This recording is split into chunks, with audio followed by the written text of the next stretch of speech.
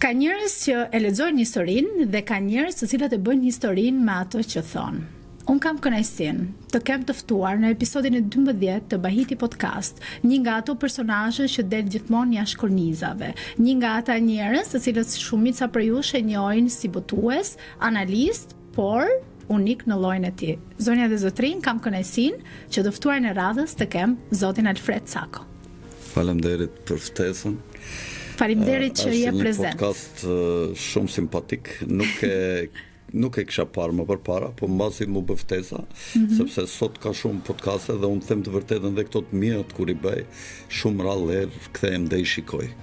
Nga që janë bërë kështu si viral. Po, ritmi i ditës është shumë i shpejtë dhe unë zakonisht dal në një ose në ditë dhe nuk kam kohë t'i shikoj, se pjesën tjetër duhet ta mbush me studime, ta updatohem me ngjarjet e ndryshme, të cilat nuk i shikoj me ndonjë qëllim të veçantë që unë nesër të dalë dhe të flasë në media, po e kam të brendshme. Këta e kam bërë gjithë jetën time, domethënë updatimin, të marrë vesh çfarë ndodh, dhe historinë e shikoj gjithmonë si një iceberg që nuk e lëviz era që lot me kapuçin, por lëvizin rrymat 5 të shtatat poshtë, 2 të shtatat sipër, nuk lozin ndonjë rol të madh në lëvizjen e icebergut.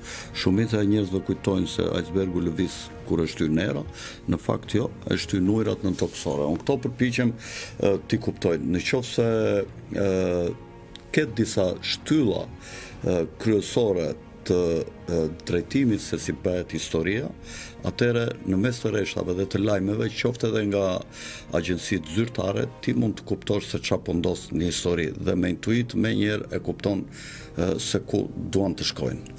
Para se të fillojmë me bisedën tonë, unë dua më bëri përshtypje në hyrje të ardhjes tënde në studio, unaza që ti ke në dorën tënde.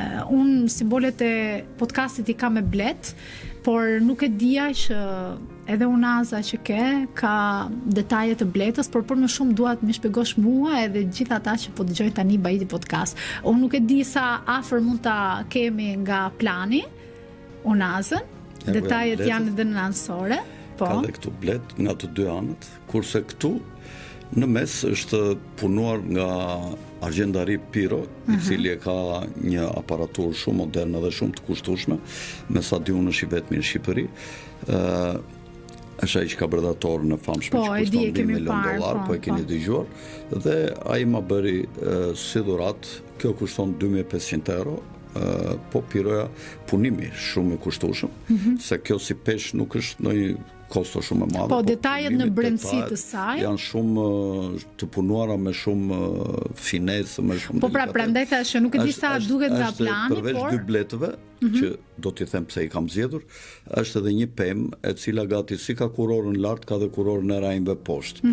Dhe është një vijë që simbolizon tokën dhe poshtë janë rrenjët, sipër janë degët dhe poshtë është simboli i hënës, që është simboli i errësirës, pra që është edhe poshtë sipërfaqes, gjithçka është e errët nën tokë, kurse lart është dielli. Janë dhe dy inicialet e emrit tim, A dhe C, të vendosura këtu, dhe kjo është simboli i asaj që nga koha e sumerianëve konsiderohet që universi është i krijuar me të njëjtat ligjësi, me të njëjtat ligje fizike, me të njëjtat ligje kimike, dhe mbi të gjitha me të njëjtët element kimik të cilët janë në tabellën e Mendelejevit. Ata që janë gjetur dhe ata që janë bosh që s'janë gjetur akoma, por që nëpërmjet masës Mendelejevi mendonte që duhet të ketë disa elementë të tjerë të cilët me kalimin e kohës mund të zbulohen. Ky është kuptimi që në anglisht i thon as above so below, si lart edhe poshtë.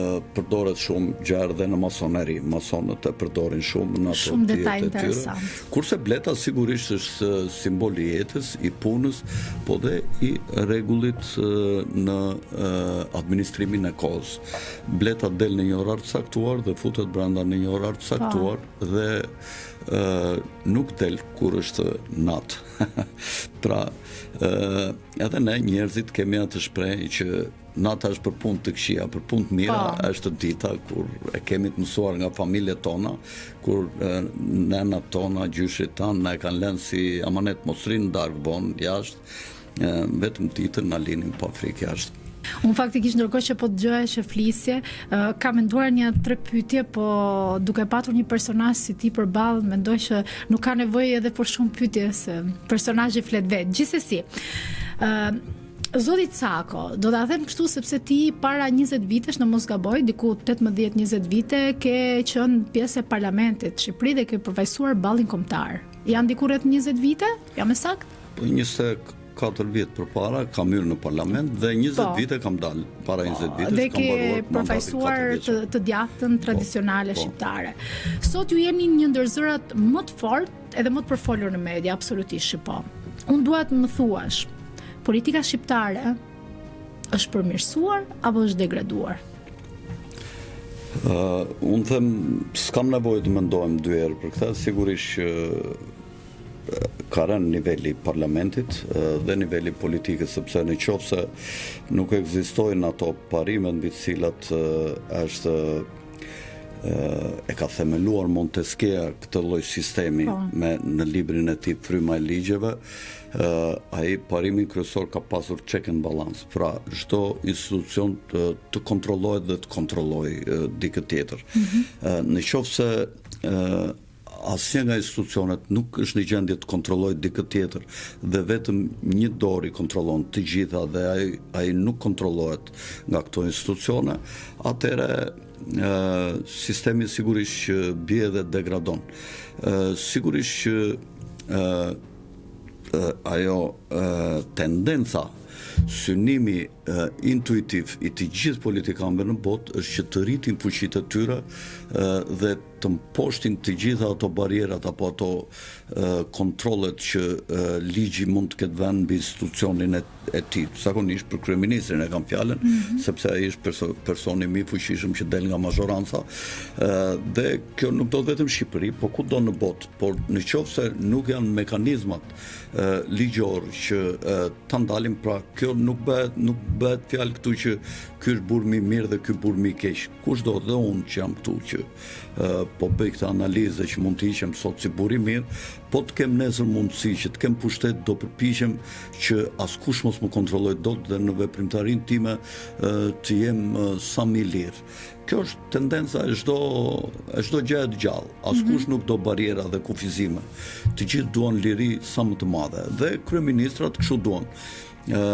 Në vende të vogla dhe pa shumë eksperiencë në politik dhe në historikun e institucioneve, kjo është më rrezikshme që të ndodhë, pra të bjerë parimi check and balance, do me thënë kontrollo dhe balanco.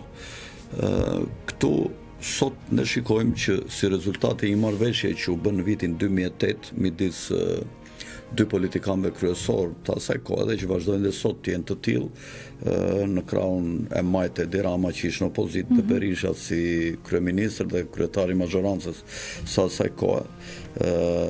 U bë një marrëveshje për shkak se Berisha pati presionin para opinionit publik të ngjarjes së Kërdesit, që ishte një ngjarje rënd me 28 të vdekur dhe ku ishte një aferë korruptive në atë vend, në atë aktivitet, dhe sot ajo është edhe në gjykim nga institucionet, pavarësisht se janë gjykuar një herë dhe është dhënë një vendim, sot përsëri është në rigjykim dhe mbas asaj trysnie që kishte Sali Berisha, bëri një kompromis me Edi Ramën, duke mashtruar dhe duke i dhënë atij aprovimin për ato kërkesat për ndryshimet kushtetuese, të cilat i bën shpejt e shpejt të dy së bashku, ku ra fuqia e partive politike dhe u rrit fuqia e liderëve politikë brenda partisë, dhe politika mbahet monopoli 2 partive të vjetra, PD dhe PS. Pse? Sepse këta e kanë ndarë vendin në 12 zona.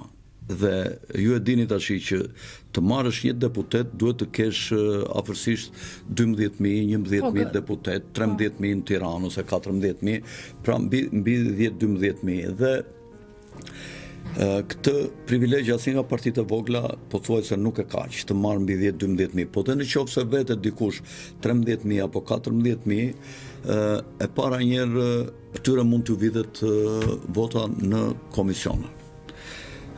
Kur vete ti që të votosh në komisionin qendror, ata të intimidojnë, të bëjnë presion dhe edhe në gjatë kohës fushatës kanë presione, pse u t'ja jepni atyre, ne të heqim nga puna këte, të heqim nga puna atë, ose dhe ja u blejnë, sepse kanë para, janë të fuqishme të dyja partitë e mëdha.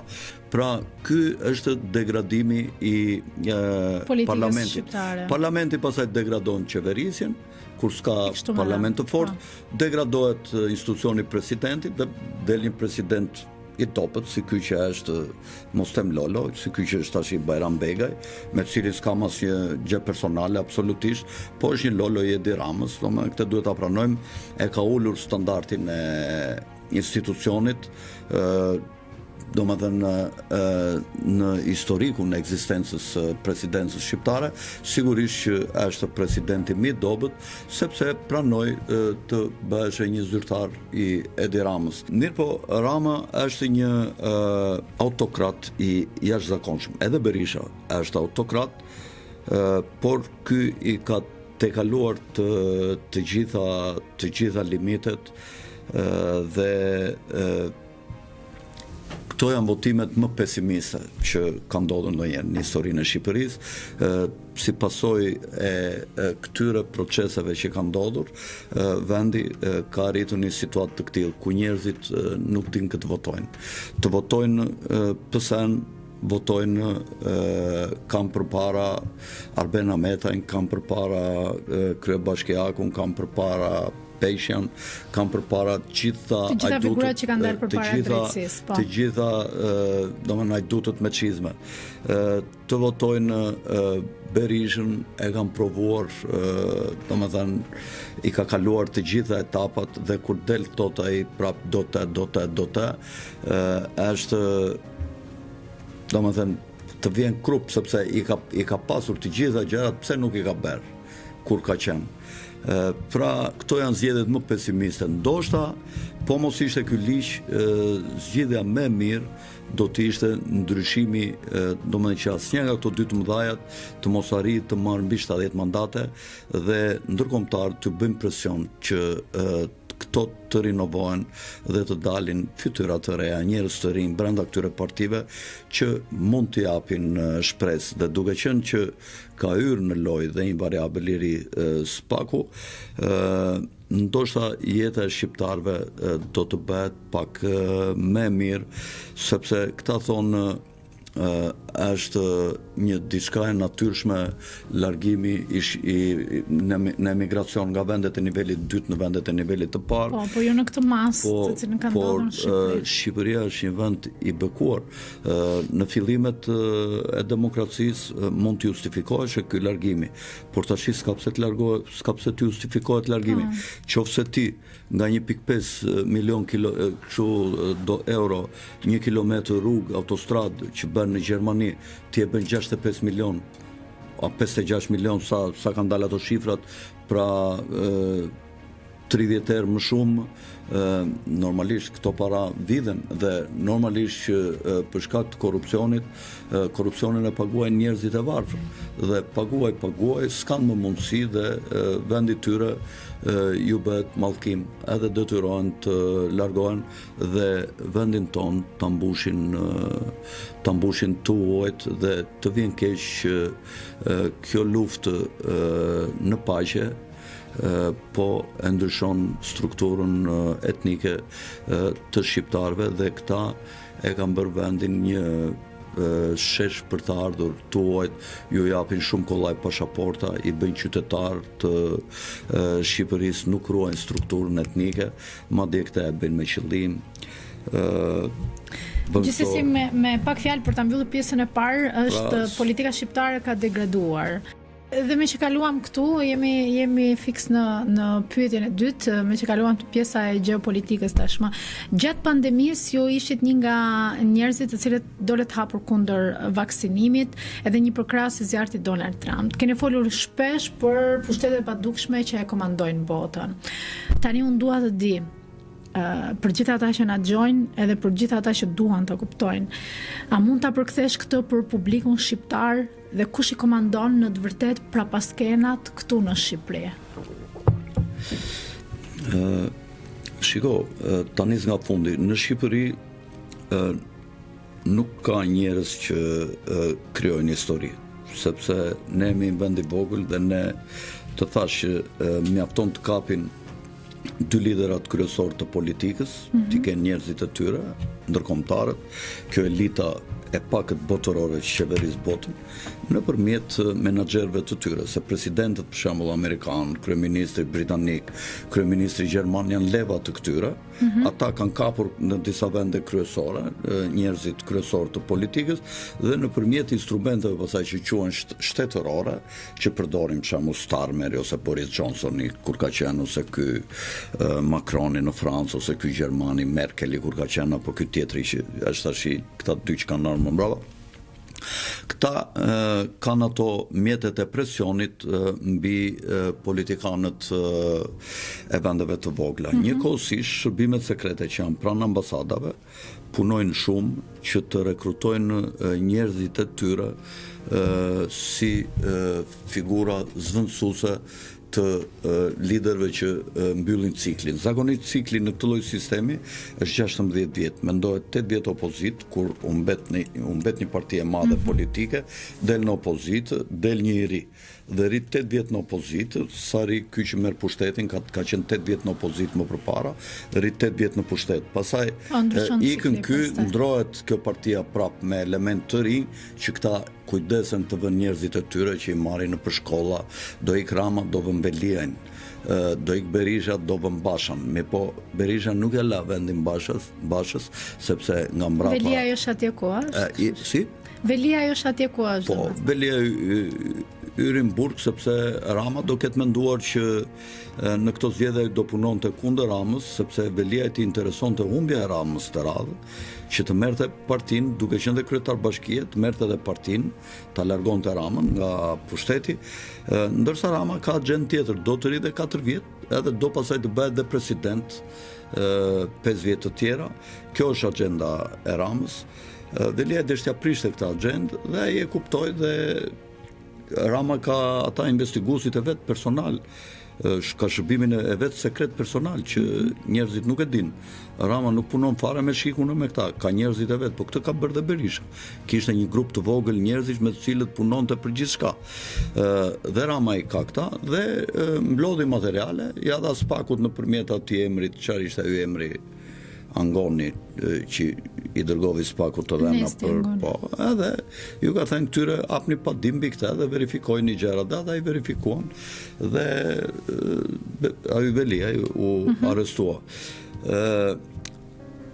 Unë kam qenë kundër ju e quetet pandemi, unë kam quetur plandemi gjithmonë, sepse ka qenë një diçka e organizuar nga dora e njeriut, pra ishte plan. Unë e kisha thënë këtë që në 2012 që do ndodhte, çuditërisht janë disa që mbas me, domethënë, janë marrë me këtë punë dhe përpiqen sot të marrin ato atributet e kreditet e kupton, kur kanë qenë kundërshtar të mi në fillimet e para të ideve të mia. Madje mua më tallnin kur theshin ky është Novax. Kupton, ne jemi Novax. Ne jemi kundër vaksinës me mRNA të Covidit, po jo Novax. Vaksinat janë të mira, sepse unë jam Novax. Dhe kam qenë nga të parët që e kam shpallur këtë publikisht. Pra unë jam kundër çdo lloj vaksine, sepse ujqrit në mal të shqiponjat nuk bëjnë vaksina. Ne të dy se kemi bërë vaksina. Po patjetër.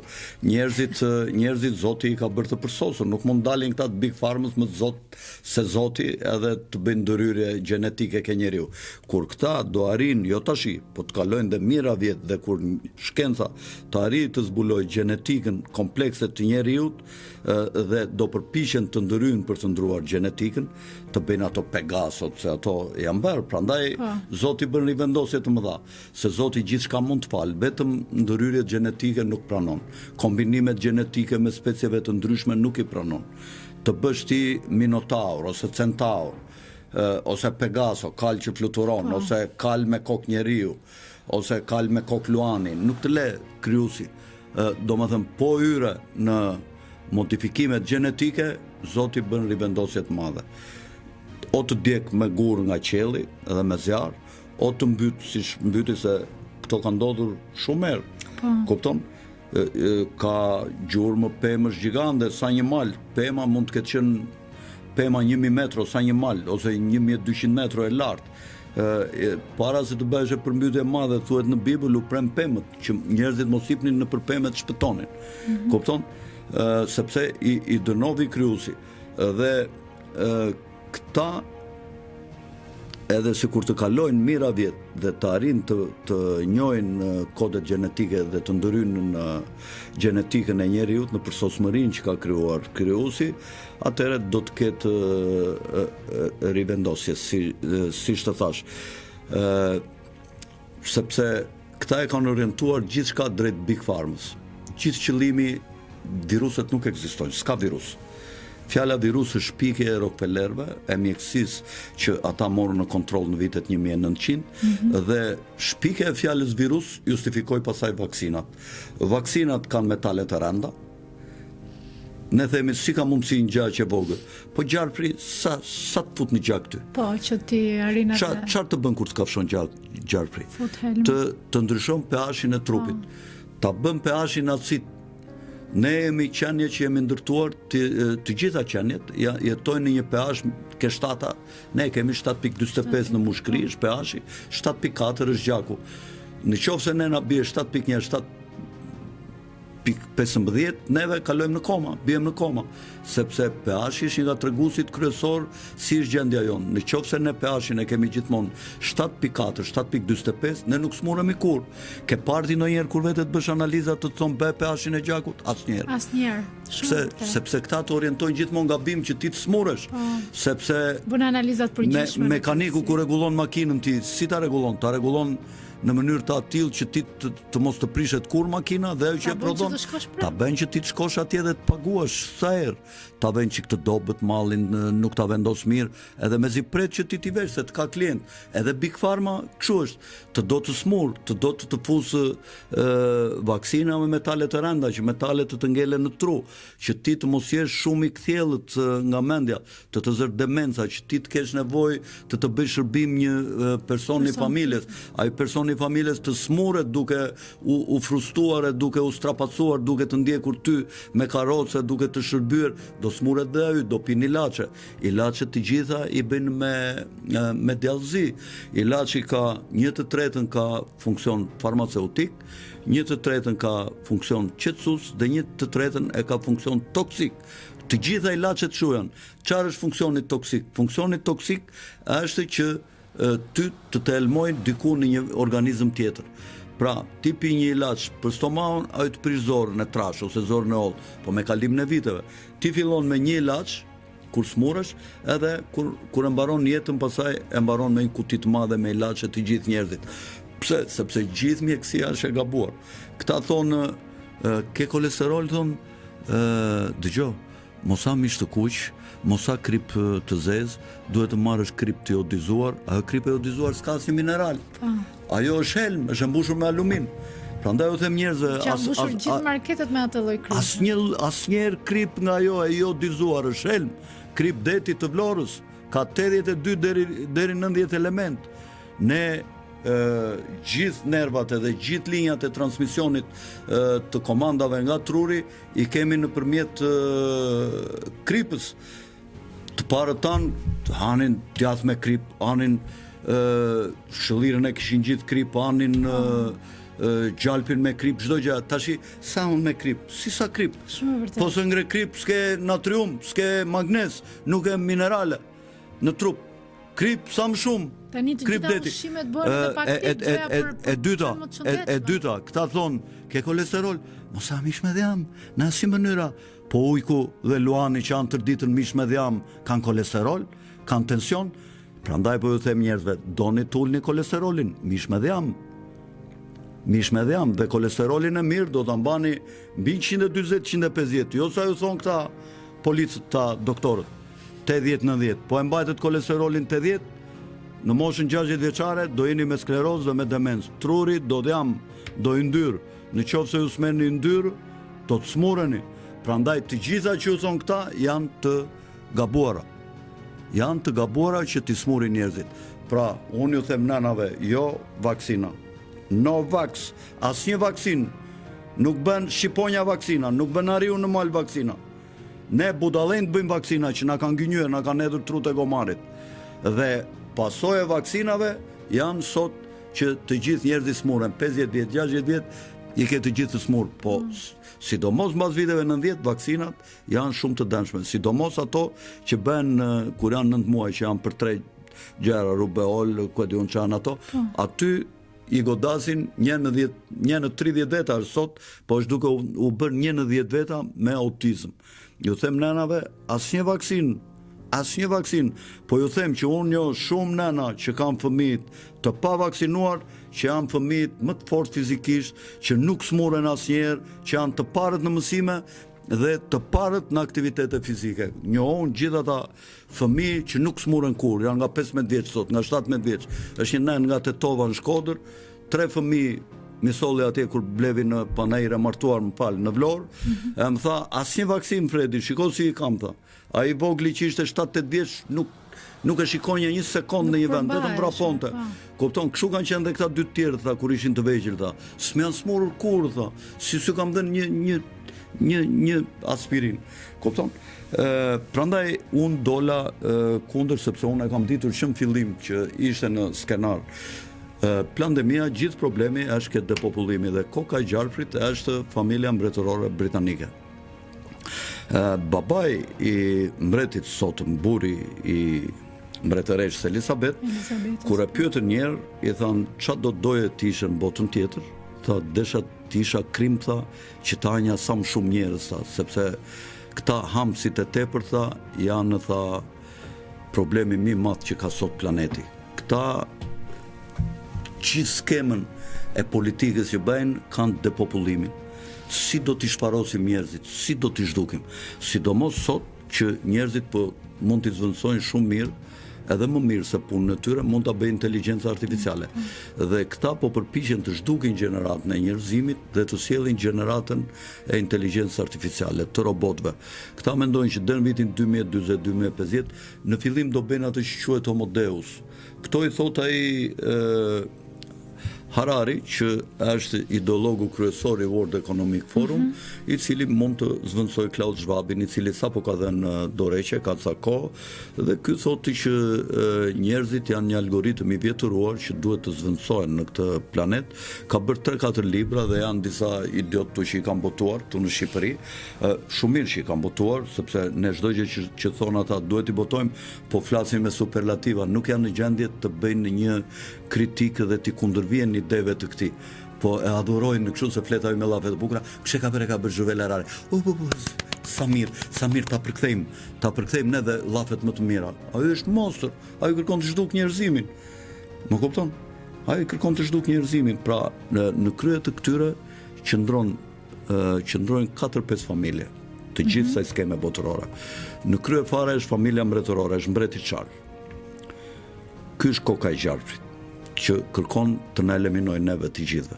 Tash nxorën dhe me ligj që në Angli do të mbytet qielli me këto chemtrailet. E kanë bërë me ligj deri tash i hidhni fshehurazi dhe e monin, nuk është e vërtetë kështu. Sa herë që ne e vinim në pa, tash e kanë bërë me ligj që Anglia do mbushet qielli plot, gjoja për të ulur temperaturën. Për ta mbyllur me një fjali në këtë pyetje, dua të ma thuash, në Shqipërinë tonë të vogël, kush i komandon këto proposkena?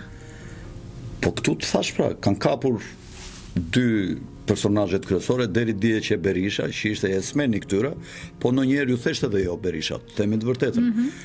Sepse është brez pak më i vjetër, është rritur me ato rregullat e vjetra ku kishte një çika dhe dashuri dhe kurse tash njerëzit janë bërë shumë kozmopolit, atë dashuria dhe nacionalizmi ekziston vetëm një grup i vogël njerëzish të cilët vinë nga familje patriotike dhe duke kontrolluar Ramën, ata bën pandemin. Rama i mori Putin thertora. Vinë dhe theshte bëheni atë vaksinën, po të kishim Berisha mund t'i sjell dhe më ashpër dhe më keq, kupton? Këta, sepse Rama është i kujdesshëm dhe ka dhe frikë shumë nga këto gjërat, është shumë i kujdesshëm, kurse Berisha është më i guximshëm dhe mund të kishte bërë edhe më keq se Rama, unë nuk e di. Por për pandemin, në qoftë se nuk ka karmë këtu në tokë, se ka dhe karmë të vogël këtu në tokë, këta duhen varur në sheshi Skënderbeu të gjithë ta që bën pandemin kundër shqiptarëve, sepse i kanë mbushur shqiptarët me helm. Kanë bërë një krim që se u ka bërë as sultanët, as Xhingis Khani, as nuk e di, as perandoria romake që dogji gjithë qytetet e Toskërisë, qytetet e atërshme, sa mund të quhen qytetet ato kështjellat, domethënë asnjë lloj barbari tjetër, as Sultan Mehmeti II nuk ka vrarë aq sa që kanë vrarë këta Manasiliu, ata të komitetit të vaksinave që ishin ata komiteti dhe në fund kryes satanisti Edi Rama, i cili vravi shqiptarët dhe pasojat e vaksinës me RNA kanë filluar të dalin, e shtuar numrit të vdekurve nga Instati. Edhe vdekshmëria në moshë goxha ka smundje zemre në mosha të vogla që nuk kanë bërë kur vakin, në moshat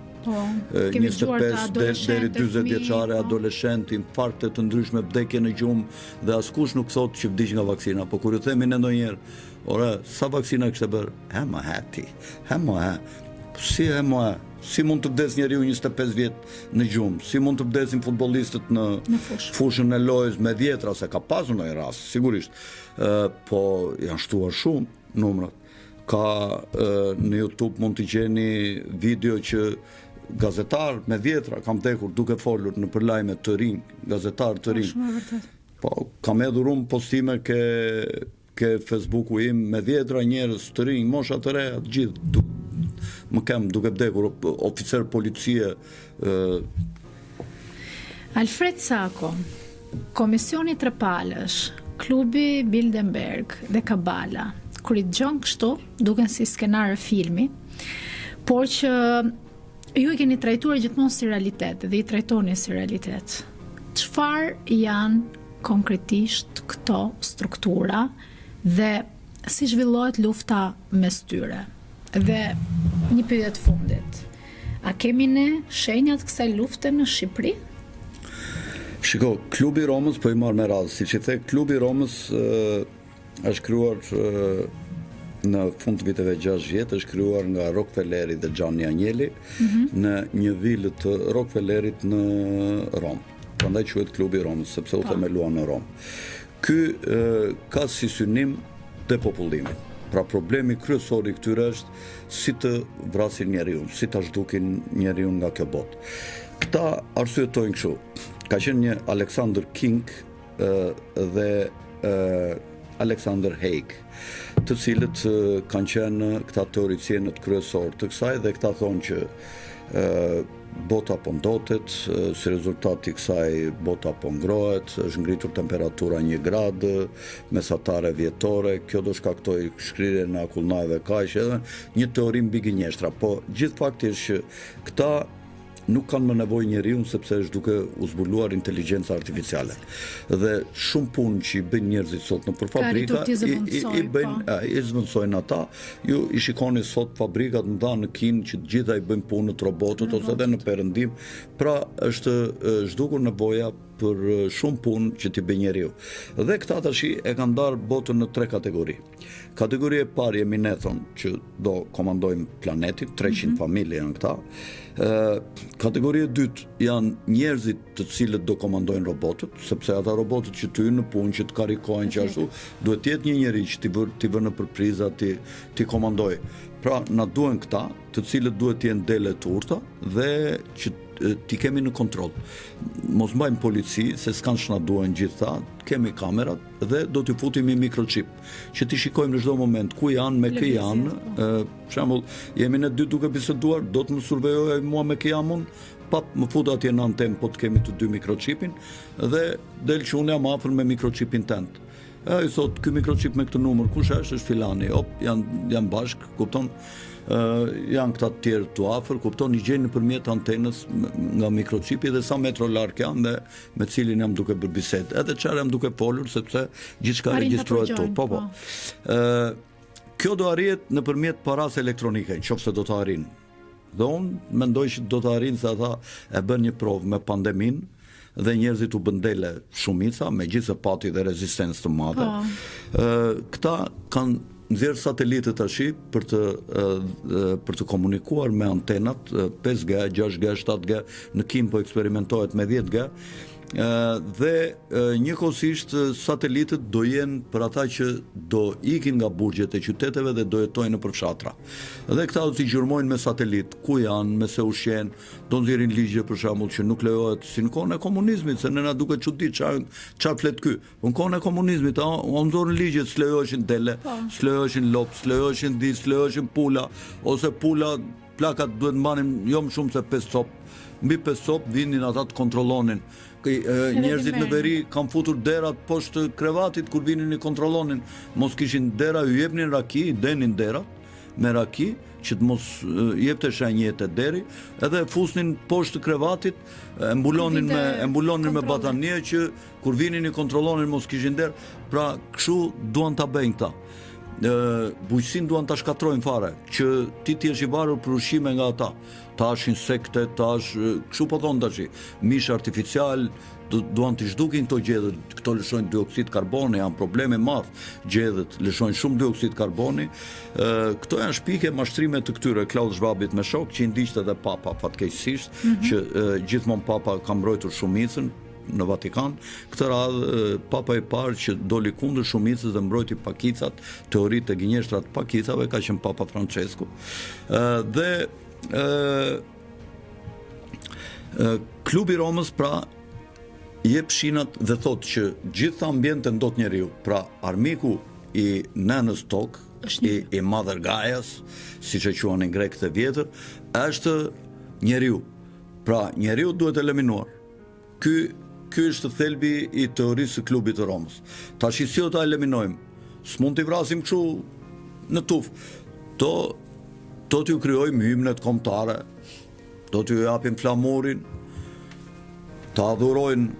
Tash ky serbi këtej ka sharë flamurin shqiptar, Vučići. Shqiptarët, e njëjta gjë, sa shqiptar shajnë flamurin serb, ngrihen serbët ande të luftojnë me njëri tjetrin për të vënë derën e flamurit, edhe fillojnë vriten me njëri tjetrin, vriten për fe. Njëri shan Muhamedit, njëri shan Krishtin, shan ortodoksizmin. Ja tash për shembull, çfarë është lufta në Ukrainë? Vriten të bardh me të bardh, vlla me vlla. Ortodoks me ortodoks, bjond me bjond, sybardh me sybardh, vriten me njëri tjetrin atje, sepse ju krijojnë sa inskenime atje kot dhe derdhet gjaku lum dhe shkatrohet gjithçka. Këto bëhen për depopullim. Tash synohet që kjo luftë të zgjerohet dhe mundësisht të arrihet deri në goditje bërthamore me armët taktike, jo shkatrimit në mas, të goditen me për shembull një qytet tërë mund ta zhduk një armë bërthamore. Ja edhim për shembull Tiranës, ose Lezhës, ose Korçës, ose Gjirokastës, një bombë shkatron gjithë territorin. Dhe këta mendojnë që të edhin 400 bomba taktike bërthamore deri në fund të vitit 2027. Unë kështu kam informacion. Më kupton se çfarë mund të ndodh, nuk e di, do ta shohim. Po mua kështu më kanë ardhur informacionet që deri në fund të vitit 2027 kjo është arsyeja pse familja mbretërore britanike vazhdon luftën me Putinin. Kjo është arsyeja pse Zelenski, një çifut si Hitleri që ishte çifut, shkatroi Gjermaninë, ky po kërkon të shkatrojë gjithë botën. Domethënë, në qoftë se ka një Lucifer sot në tokë, ky është Zelenski. Domethënë, ky është njeriu më ndyrë që mban botën në luftë të sot.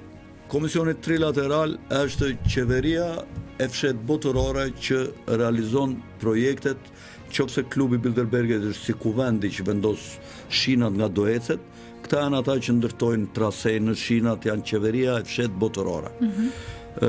Për shembull, kur mbas largimit të presidentit Ford në Shtetet e Bashkuara, erdhi Jimmy Carteri. Dhe para se këta të vinin në pushtet, nuk e njihte asnjë Jimmy Carterin në Amerikë. Ky kapi Partinë Demokratike, doli atje në gara, doli i pari që konkurroi për president, dhe një gazet, pa u njohur Jimmy Carteri, pa dalë si kandidat për president, një gazet e Komisionit Trilateral kishte shkruar ja kush do bëhet president, ja kush do bëhet sekretar shteti, ja kush do bëhet të gjithë emrat pa njohur.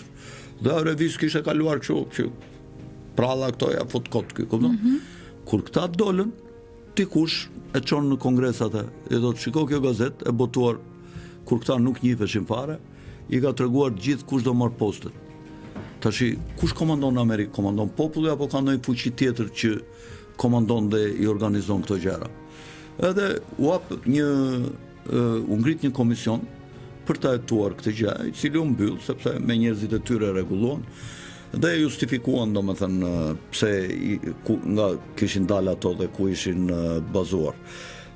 Pra Trilateral Commission ose komisioni trilateral është qeveria e fshet botërore, po me theks më shumë Amerikë-Evropë, pra transatlantike. Kemi një shenja të kësaj lufte në Shqipëri? Luftës që zhvillohet mes tyre. Kemi ne shenja të kësaj lufte? Luftojnë me njëri ata thjesht veprojnë fshehurazi pa u ndjer. Për shembull, ata kanë Edi Ramën levrën e tyre. I thonë do bësh pandemi, do bësh marrëveshje me Melonin të futen. Tash vendin ton për shembull në mënyrë të fshet, se Edi Rama vajti mori dhe i medalje në Izrael, në mënyrë të fshet po e blejnë qifutët. Në Gjirokastër kam informacione që po blejnë villat e vjetra dhe po ndryshojnë ato plakatat jashtë, sikur i kanë patur këta me shekuj aty dhe janë autokton, po blejnë shumë toka në Myzeqe, po blejnë shumë toka në Bregdet, dhe Edi Rama po i favorizon, nuk po i lesh shqiptarët të ndërtojnë në Bregdet, në shumë zona i kanë ndaluar që të ndërtojnë, sepse kërkojnë që t'ja u jap këtyre. Unë për shembull, sot që ne po flasim, ose këto ditë më mirë për të qenë sakt, janë rreth 1200 veta në një nga hotelet buzë detit Adriatik që kanë ardhur nga këta. Edhe mishin ka vajtur vetë rabini në thertoret e Lushins, rabini që është sot tu, mishin që ata doan, pa e vullosur rabini, i cili ri atje shef kur theret mishi, nuk mund ta tregtojnë ata të hotelit atje, të marrin mish pa vëmbullën atje rabini ke mishi, dhe këta çdo gjë që sjellin dhe bëjnë tregti në Shqipëri nuk paguajnë togan. Dhe këtë mundësi këta e kanë edhe me ca ligje të OKB-s, por ja u ka dhënë edhe Edi Rama sa herë që ata duan të sjellin ndonjë diçka pije ose çdo gjë, nuk paguajnë togan. Pra favorizohen kundër shqiptarëve. Një shqiptar nuk mund ta imagjinosh kurrë që të fuz diçka pa dogan. Pra, këta kanë Edi Ramën, domethënë njeriu në tyre. Shqiptarët nuk i din këto gjëra, nuk ngrihen, nuk din këtë votojnë, çfarë të bëjnë, votojnë në mënyrë të gabuar. Del ky u tregon nga i prall, ka 12 vjet, edhe kur del nuk jep mirë llogari, të thotë një herë ne bëjmë të. Po gjithmonë është karakteristike të majtës kjo, del dhe ja bën do të, sikur ai s'ka qenë kurrë në pushtet dhe sot po e kërkon pushtetin. Si mund të dalësh ti thua do të, s'ke pse thua do të. pasyra jote është puna jote, ke 12 vjet, dil thuaj unë bëra këtë, dhe këto do t'i shtojmë më shumë. Po jo të thuash do të kur s'ke bërë asgjë, 1 kilometër rrugë 50 milion $, euro. Si të gjitha rrugët e Shqipërisë që nisën për të në shesh nga Kashari në Milot, shifra fantastike të çmime, nga 20 milion $, në mes të fushës 1 kilometër katror. Do kalojmë te një rubrikë që ne kemi quajtur thumb apo mjalt. E kemi quajtur të tillë duke qenë se logon e kemi bletën, edhe e shpjeguam në fillim të hyrjes tonë. Të kam zgjedhur 3 personazhe. Bletën ngjan çik edhe me femrën, se edhe femra ka dhe thumb edhe mjalt. I ka të dyja. Po mirë, nuk bëhen pa të dyja. Në jetë me të dyja, se për ndryshe. Patjetër, bilen shumicën e rasteve duhet thumbi. Se për ndryshe pastaj shumë mjalt bëhet sheqeri i madh, bajat. Unë të kam zgjedhur 3 personazhe, të cilat ti padyshim i njeh shumë mirë. Do ta filloj me personazhin e parë, për secilin prej tyre do m'japësh një koment të shkurtër. Komentin tënd të zgjidhe si të duash, ndaç me thumb, ndaç me mjalt, kjo është në dorën tënde. Personazhi i parë, do t'i vetë që kështu, që mos e zbulojmë një herësh, por personazhi i parë është figura e rezistencës kombëtare Sali Butka. Është një nga heronjtë të eshtur, nga heronjtë të mëdhenj të eshtur të Shqipërisë, sepse për ta është folur pak, por në qoftë se s'do kishte qenë ky burr, ndoshta kufijtë e Shqipërisë nuk do të ishin këto që janë sot në veri lindje, ose të paktën do të tueshe shumë më tepër gjak për t'i rimarrë, në qoftë se mund të rimerreshin. Ka pasur një kontribut të madh si njeri i Pushkës, si njeri i Penës, ka qenë një poet shumë i mirë, një poet naimian, dhe çuditërisht idetë e tij politike dhe gjeopolitike për shqiptarët edhe sot janë aktuale. Ai gjithmonë thoshte që shqiptarët duhet të orientohen nga Austro-Hungaria, sepse Austro-Hungaria është shteti i cili ka interes që shqiptarët të ekzistojnë dhe të jenë sa më të fuqishëm në Ballkan. Dhe kjo në fakt është shumë e vërtetë. Përveç Sali Butkës, një rol të madh ka luajtur dhe Sat Pasha në ruajtjen e territoreve të sotme, dhe unë mendoj që për këta të dy është folur pak. Për Sali Butkën, elementi pro-grek në Shqipëri ka luftuar dhe është përpjekur që t'ia ulë vlerat, po kush nuk është me Salin, në fakt është me Greqinë sot në Shqipëri. Por ata që kanë frikë të thonë jemi me Greqinë, thonë nuk jemi me Salin. Për Sali Butkën e kam fjalën. Sali Butka ka qenë i pagabushëm dhe një personazh i ndershëm dhe i kristalt. Domethënë nuk ka asnjë lloj njolle që mund të thuash për këtë njeri. Ka dhënë fëmijët e tij dëshmor për çështjen e mbrojtjes së Shqipërisë. Djali vet Ganiu, një nga njerëzit më me influencë pas babait në zonën e Juglindjes, u vra në zonën e Pogradecit duke mbrojtur pushtimin e Pogradecit dhe të fushës së Korçës nga Haxhi Qamilistët, të cilët në fakt i mundën të gjithë të tjerët, vajtën në Berat i nënshtruan, vajtën në Vlorë, vlonjatët e Sert bën kompromis dhe ynë në selin e shtëpisë ku u themelua shteti shqiptar dhe e dogjën, kurse në Pogradec nuk arritën dot të hynin, dhe Haxhi Qamilistët që kishin një eksperiencë të madhe në luftë, sepse kishin qenë redif të Turqisë dhe kishin luftuar në shumë vende me Turqinë, pra ishin njerëz me eksperiencë në luftë. Kur erdhën dhe u ndeshën me kolonjarët në Pogradec, aty e kuptuan se çdo të thotë kur luftojnë shqiptarët sa të fortë janë. Edhe Haxhi Qamili dha Allah le o bëft nëna qumshtin e gjirit kolonjarëve, tha, sepse këta që kanë të pamposhtur. Aty u vra Gani Butka në kohën që po ktheheshe nga disa tradhtar aty të Pogradecit. Njëkohësisht i kanë vrarë një vëlla tjetër, kështu djalë tjetër, dhe asnjëherë në shtëpinë e tij nuk është vajtuar kur ata kanë rënë duke luftuar me armiqtë e Shqipërisë. Pa një familje kaq të madhe në Juglindje, ne nuk do të ishim sot krenar që jemi nga këto treva, qofse s'do kishte s'do ishte figura e Salibutës. Ti e cekë më parë këtë personazh dhe fillove dhe ta komentoj dhe unë jo më kotë ndërpreva pak që të lër pak hapësirë se do e kemi të personazhet që do komentosh, kështu që i ndrit shpirti atje ku është tani. Papa Francesco. Papa Francesco është papa i parë jezuit i zgjedhur. Është një nga papat e rrallë, domethënë ka mbi 1000 ca vjet që nuk ishte zgjedhur ndonjë pap jashtë Evropës. Ky është një pap që erdhi nga Argentina.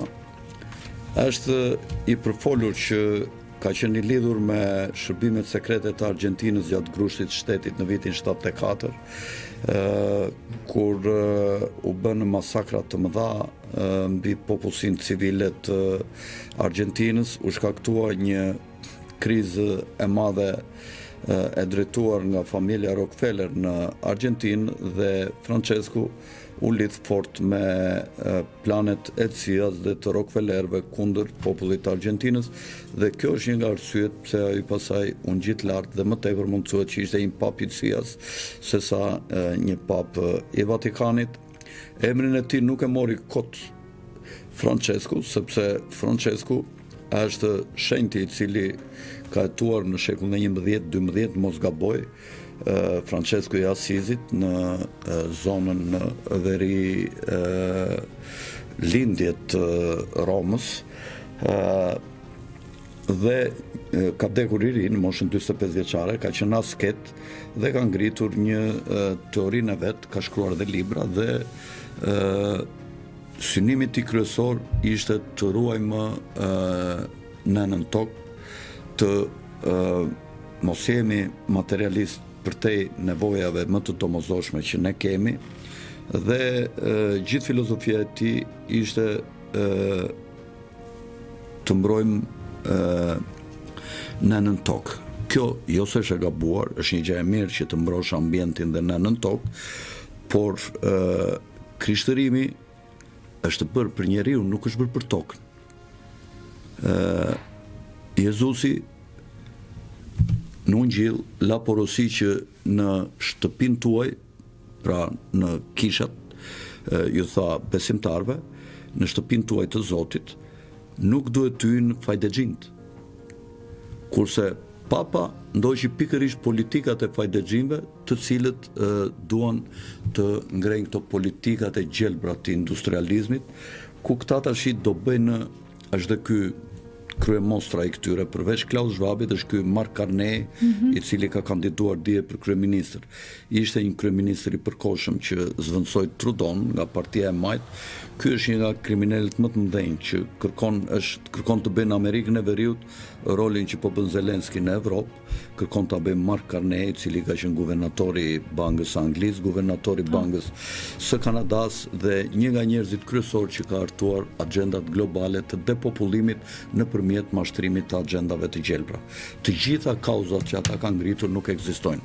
Ky pap pra nuk mbrojti njerëzit nga depopullimi, po mbrojti agjendat jeshile dhe tha, këto janë kauza, domethënë marrëveshja e Parisit ku Trumpi e tërhoqi Shtetet e Bashkuara kur ishte në parë president nga kjo marrëveshje dhe i quajti mashtruesa dhe e tërhoqi Amerikën nga agjendat jeshile, këta duan të zhdukin karburantin si burim energjie dhe duan të futin këto prodhimin e energjive të dobta pa kualitet dhe fuqi nga këto mullin të erës, nga këto që quhen burime jeshile ekologjike të energjisë, po këto nuk mund të vënë në punë metalurgjin, të shkrinë, çelik, dhe ato duan energji të madhe, hidrike ose atomike nga centralet atomike, të cilat nuk ndotin as pak atmosferën, po janë një rrezik në rast se shpërthejnë, siç ndodhi në Çernobil.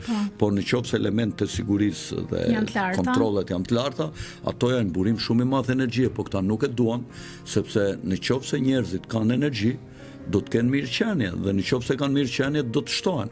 Dhe këta nuk duan të shtojnë sepse nuk i kontrollojnë dot. Po bën shumë.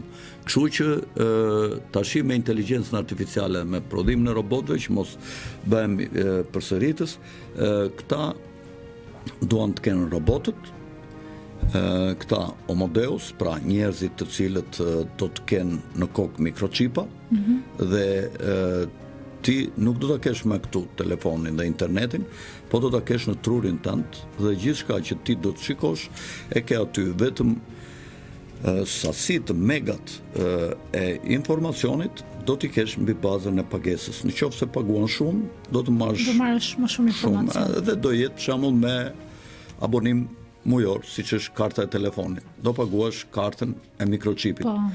Do një variant më të shpejtë edhe më të mirë, do paguash më shtrenjtë, po do ta kesh gjithmonë të futur këtu në kokë. Dhe njëkohësisht do kesh dhe mikrochipin që do kontrollohesh për çdo gjë, çfarë do bësh. Këtë do të arrin nëpërmjet paras digjitale. Do të thonë, s'ka më kesh para dhe do shërbime të blesh të shesësh, do vesh vetëm me mikrochip. Këtu do kesh gjithë dhe në tende personale, do të gënjej në fillim mikrochipin, ndes dritat me mikrochip, ndes makinën me mikrochip, s'ke nevojë të mbash pasaport me vete, të mbash portofolja, këtu e ke gjithë portofolin, ke kartën e identitetit, ke patentën, të ndalon për shembull policia të shikon këtu patentën, të shikon pikët, këtu do marrësh gjithë informacionin nëpërmjet internetit të gjërave, gjobat që do marrësh, çdo gjë, do t'i kesh informacionet nëpërmjet mikrochipit dhe pastaj e keqja më e madhe është që përveç të kontrollojnë me mikrochip edhe mund të vrasin, sepse natën të dërgojnë një valë të personalizuar, të lartë, me frekuencë të lartë. Ti ke një numër aty në mikrochip, edhe thot ai ky numër është bërë i bezdisshëm për qeverinë, ka folur disa llafe në Facebook ose në ashtu, ky duhet eliminuar. Nuk të thret spaku e kështu të eliminoj, po tak natën të piketojnë, të dërgojnë një mikroval të lartë të personalizuar, ku ngrihen në mëngjes njerëzit, i ka rënë një fakt, i ka rënë një fakt, se njerëzit besojnë çfarë thot qeveria. Kemi dhe personazhin e fundit, që është Jeffrey Epstein. Bëra mirë që më bëra në këtë moment këtë pyetjen. Jeffrey Epstein është një nga figurat më demoniake që është bërë publik, se ka dhe të tjerë njerëz që janë demoniak. Ky ka pasur një ishull ku mblidhe fëmijë të vegjël nga trafiku, se ndoshta na ndjekin dhe fëmijë këtu në emision, dhe këto janë gjëra që në Shqipërinë nuk i njohim këto fenomene shumë për të mirë. Këta në shumë vende një nga arsyet që bëjnë luftrat është rrëmbimi i fëmijëve, sepse droga më e shtrenjtë nuk është kokaina. Droga më e shtrenjtë është adrenokromi.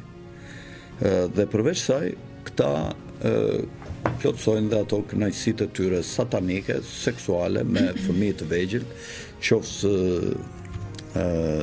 çuna, qoftë goca, dhe kanë pasur ato kodet e tyre, gjithë ky rjet i pedofilëve në Shtetet e Bashkuara. Në Shtetet e Bashkuara vetë humbasin 800.000 fëmijë në vit. 800.000. Dhe në botë humbasin 8 milion fëmijë në vit, dhe të gjithë i nënshtrohen trafikimit në rjetet e pedofilisë së këtyre. Të thash që pari që është pyetje mirë për këtë, sepse prokurorja e sapo zgjedhur nga presidenti Trump, një nga angazhimet kryesore që ka marrë ke Trumpi është domethënë zhvillimi i gjyqit të listës Epstein. Disa nga njerëzit më të përfolur dhe më të njohur publikisht është vllai i mbretit Charles II, Arturi, për të cilin kishte një denoncim nga një femër, madje ajo kishte edhe foto dhe i nxori dhe fotot, për përdorim seksual të saj në ishullin e Epsteinit. Ky e ka pasur një ishull të vogël ku vinin me skafe dhe me tunele. Shumë të përfolur për trafikun e fëmijëve për këto qëllime që thash, është familja Clinton, sidomos Hillary Clinton, është shumë e përfolur si një nga mostrat kryesore që është marrë me trafikun e fëmijëve, madje flitet që poshtë shtëpisë të tyre ka tunele nëpërmjet të cilave i sjellin fëmijët nga pika të ndryshme të qytetit. Shumë qytete në Amerikë janë fole të këtyre krimeve monstruoze të pa imagjinueshme ndonjëherë, domethënë sidomos në këto vendet tona. Fëmijët i përdorin dhe për rituale satanike, ku i sakrifikojnë duke u përpjekur të lidhen me entitete të tjera më të larta për t'i thirrur, dhe këta din të përdorin ritualet e magjisë duke sakrifikuar fëmijët, por njëkohësisht i përdorin duke i trambur me mënyra të ndryshme, duke ju çuar pitbull, i lidhin në mur, ju çojnë pitbull afër, ju çojnë luan, ju çojnë tigra, leopard të egërsuar dhe të uritur, ja u dërgojnë afër fëmijëve të vegjël 7 vjeç, 8 vjeç, 10 vjeç, dhe në momentin që atyre ju bëhen sytë e zeza si Arusha Panda këtu, kjo është momenti kur ata i marrin adrenokrom nëpërmjet një shiringe që ja fusin në epifiz edhe i tërheqin adrenokromin, i cili mund të jetë i gas dhe duke kaluar në disa procese me tubacione,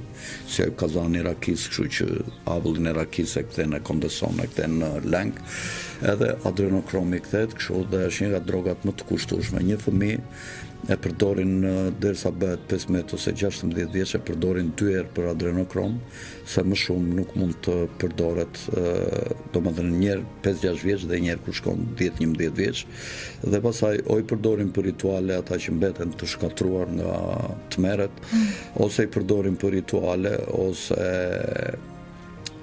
ka që i kanë liruar, i kanë lëshuar dhe disa kanë treguar, siç është rasti i kësaj, por më forta është që kjo Bilbil Frysja ose dëshmitarja që ka folur për Arturin, u gjente vdekur para sa ditësh, isha australiane, jetonte në Australi dhe u gjend tash që kjo Bondi, prokurorja e Trumpit, Bondi, do të hapte gjyshin dhe ajo ka deklaruar që kanë pasur presionet të mëdha që mos dalë kjo lista Epstein. Kjo listë u gjend në kompjuterin me shumë të dhëna, në kompjuterin e një njeriu të afërt të Epsteinit dhe ra në dorën e një oficerit të policisë i cili do t'illte dhe dëshmimtar, por çuditërisht dhe ky u vetvra dhe Bondi tash po i paksohet mundësia për të nxjerrë listën e Epstein. Ky është arrestuar në vitin 2005 një herë në Florida, u lirua dhe bashkëtuesja e tij ishte Ghislaine Maxwell. Ghislaine Maxwell është në Burg dhe ajo ka bërë shumë deponime sot, dhe është vajza e Robert Maxwell që ishte një njeri i cili dhe ky u vetvra çuditërisht në anije në 8, ka qenë kongresmen amerikan dhe përflitet që është babai i këtij ish kreut të shëndetësisë amerikane, s'po më kujtohet emri tash, dhe që ka njerëz që e lidhin me Nën Terezën si djali legjitim i Nën Terezës dhe i Robert Maxwellit. Robert Maxwell ka pasur shumë miqësi me Nën Terezën dhe çuditërisht gjithë ata që merreshin dhe janë përfolur për trafik fëmijësh ishin të lidhur çuditërisht me Nën Terezën, e cila kuronte midis tjerëve shumë fëmijë lebroz në Indi. Dhe s'më vjen mirë ta them ta, por në teoritë e konspiracionit, Nëna Terezë përflitet që ka qenë një trafikante e fëmijëve shenjtorja Nëna Terezë. Unë nuk do të tesha që kjo të ishte vërtet. Besoj që edhe shumë nuk do donin ta dëgjonin ose ta besonin. Para se ta mbyllim, dua t'i japësh ti një mesazh, nuk e di, çfarë do t'i thot Alfred Sako shqiptarëve në gjuhë shumë të thjeshtë. Çfarë mesazhe do t'i japësh shqiptarëve? Të gjithë atyre që të dëgjojnë nga Bahiti Podcast. Kush është një këshilla, diçka? Qëndroni open mind, si thon amerikanët, mos thoni kur dëgjoni një gjë, po kalojeni një në filtrat. Mos e mbani trurin e kyçur. Mos kujtoni se ato që dini nga teoritë zyrtare janë e vërteta absolute, gjithmonë dyshoni dhe gjithmonë luftoni ta ndryshoni jetën tuaj. Dhe ndryshimi fillon me politikën. Ne jemi kafsh politike, siç thot Aristoteli, dhe gjithmonë kemi nevojë për ndryshim. Uji kur qëndron gjatë në një vend qelbet, madje ka kohë që në Shqipëri është i qelbur. Mendoni mirë para se të votoni, mos e shisni votën tuaj. Alfred Sako, ishte një kënaqësi që të kisha të ftuar në Bahiti Podcast. Faleminderit që erdhe, faleminderit për gjithë bisedën e bukur që ndam së bashku. Faleminderit për ftesën, ishte kënaqësi dhe për mua. Dhe sidomos kënaqësia është më e madhe që erdha se gjithmonë naftojmë vetëm në Tiranë dhe vetëm Tirana është bërë si qendër kryesore mediatike, natyrisht ajo dohet kryesore, po jo e vetmja. Dhe unë nëpërmjet këtij podcasti u bëj thirrje të gjithë atyre që janë në Tiranë që të japin kontribut, jo vetëm tuk e ty, po dhe ku ka media lokale, ne të shkojmë dhe të japim ato opinionin dhe kontributin ton që dhe këto media të fuqizohen dhe të marrin fuqi për të ndikuar jo vetëm në qytetet e tyre, por në gjithë Shqipërinë. Unë e vlerësoj shumë sepse kur e kemi ndërtuar Bahiti Podcast, padyshim që po ka qenë të bërit një podcast në nivel kombëtar dhe gjithë ftuarit të jenë jo vetëm nga Elbasani, por edhe nga qytetet e tjera të Shqipërisë, por kryesisht nga Tirana. Në fillim është mendimi, pastaj është vepra. Unë jam shumë e lumtur që në 12 episode që kemi bërë, pothuajse një pjesë të mirë të tyre e kemi patur personazhe që jetojnë edhe kontribuojnë në qytetin e Tiranës, dhe gjëja që më ka pëlqyer më tepër është kjo që edhe ti sapo them fund, që të gjitha ata e kanë komplimentuar këtë gjë. Edhe qëllimisht kur ma kanë bërë pyetjen, se ma bën gjithmonë Anisa pse e ke bërë në Elbasan, një gjë shumë e thjeshtë. Jeta nuk rrotullohet vetëm në Tiranë, gjithçka që ndodh, Tirana është kryeqendra, por ekzistojnë dhe qytete të tjera dhe realitetet të tjera në Shqipëri, siç është Elbasani, Shkodra, e plot qytete të tjera që kanë nevojë edhe të kenë këtë frymën.